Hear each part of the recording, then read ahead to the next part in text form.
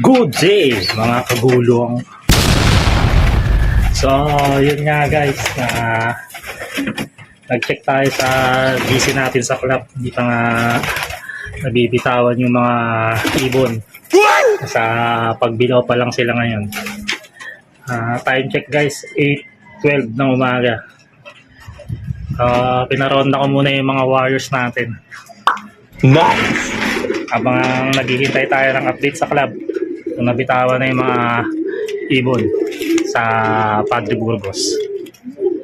So after nyan rumonda guys, magpapakain na tayo ng mga warriors natin. Medyo late na rin tayo umakyat kasi nga naghihintay tayo ng update kung nabitawan na yung mga ibon natin sa Padre Burgos para mag-aabang-abang na tayo sa ibon natin kinarga kagabi na si Black Hawk. So maganda naman yung panahon ngayon guys. Nice! Tingin ko naman wala namang magiging problema. Sana maganda rin yung panahon dun sa Padre Burgos para maganda yung liparan ng mga ibon natin. So yun guys,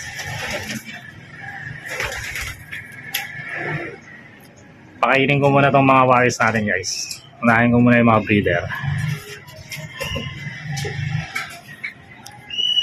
So yun nga guys, tapos na kumain yung mga warriors natin. Busog na sila. Kala mo dinaanan ng bagyo yung patuka nila guys. So yun nga guys, nag-update na yung club natin. Medyo traffic daw ngayon sa Pagbilao, Quezon. Kung i-akyat pa nila ng Padre Burgos, baka tanghaliin na daw yung release ng ibon natin. So napag-desisyon na nata nila na sa Pagbilao na lang muna bitawan ng mga ibon. Oh no! So yun guys, mukhang hindi matutuloy yung second lap contest natin ngayon. Mukhang sa pooling lang muna. Oh no! Sige guys, update na lang mamaya. Wait pa tayo ng update sa nila kung ma-release na yung ibon natin. Pero yun nga sabi nila guys, sa Pagbilao na lang muna bibitawan ng ibon dahil sobrang traffic ngayon sa daanan nila.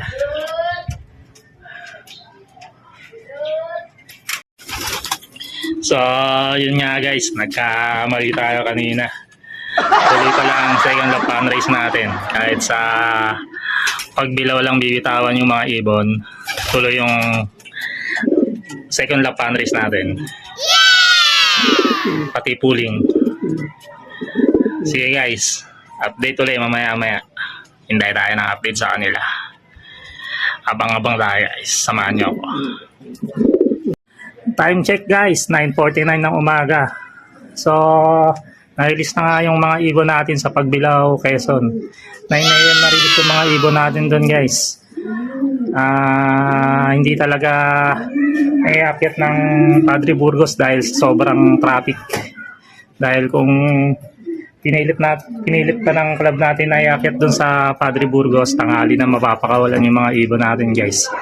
So ang abangan pala natin ngayon guys, 10:26 sa speed na 1.3 at ang kato pala natin guys 11:47 ng tanghali. So abang-abang na tayo guys kahit medyo maaga pa. Update na lang guys. Bye. Time check guys, 10:32 AM. Abang-abang na tayo. Parating na yung mga ibon natin guys. Galing Pagbilao, Quezon. Dito na tayo sa taas.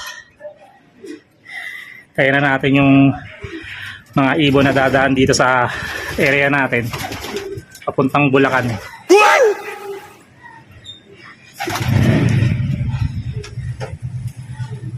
Nasa speed na tayo ng 1.3 guys. Time check guys, 10:32 AM. Abang-abang na tayo. Update na lang pag may mga dumadaan ng mga ibon guys. Time check guys, 10:37 AM. Sa club pala natin, 12 na yung nagka-clock sa speed na 1-1. Bibilis ng ibon nila guys. Sa area pooling naman natin guys, wala pang nagka-clock. Yung pinakamabilis sa main guys, sa 1-1 ang speed. So, abang-abang pa tayo guys. Wala pang nagka-clock sa area pooling.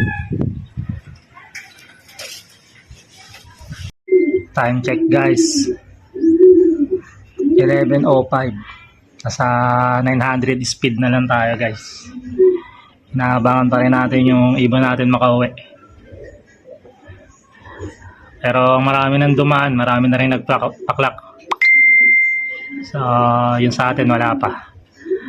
Abang-abang pa tayo guys. Sana wag abutin ng cut-off si Blackhawk nang may karga pa natin sa tail lap ng pan race. Dahil pag naka-off pa rin siya ngayong araw, mukhang malabo na siya lumusot sa pan race guys. Mahalaga na lang makauwi siya guys. So, yun. Abang-abang pa tayo guys. Nasa 900 speed na lang tayo. Time check guys, 11:28 ng tanghali. Wala pa rin yung ibon natin na si Blackhawk. Pero abang-abang pa rin tayo guys. Hindi pa rin tayo nawawala ng pag-asa na makakauwi siya bago mag-cut-off. Ang cut-off pala natin guys 11:47. Kaya abang-abang pa tayo guys. Sana makauwi siya guys. Time check guys, 11:45 ng tanghali. So, wala pa rin yung Warriors natin. Nabutan na siya ng cut-off. Sign na yun na out na tayo sa South Derby Race guys. Kung makakauwi man siya ngayong araw, ikikip ko na siya. Pahinga na lang muna siya guys. Dahil kitang-kita naman, laging cut-off yung uwian niya. Halatang nahihirapan niya sa liparan sa South. So, pag na-recover natin siya guys, keep na lang natin siya guys. Tapos, sa Norte na siya ilalaro next year. So, yun nga guys, cut-off na. Abangan ko na lang siya guys kung makakauwi siya ngayong araw. So, update ko na lang kayo guys kung makakauwi yung ibon natin ngayong araw hanggang mamayang hapon. Sige guys, bye. So, update nga pala guys. Time check for 4:30 PM ng hapon. Kakatapos lang natin magpakain ng mga Warriors natin. So, yun nga. Hindi na nakauwi si Blackhawk ngayong araw. Exit to South na talaga tayo. Hintayin na lang natin mag North Derby Race para malipad na natin tong mga Warriors natin dito sa Flyers Loop. Sa Norte na lang tayo babawi guys. Sige, hanggang dito na lang yung video. Bye!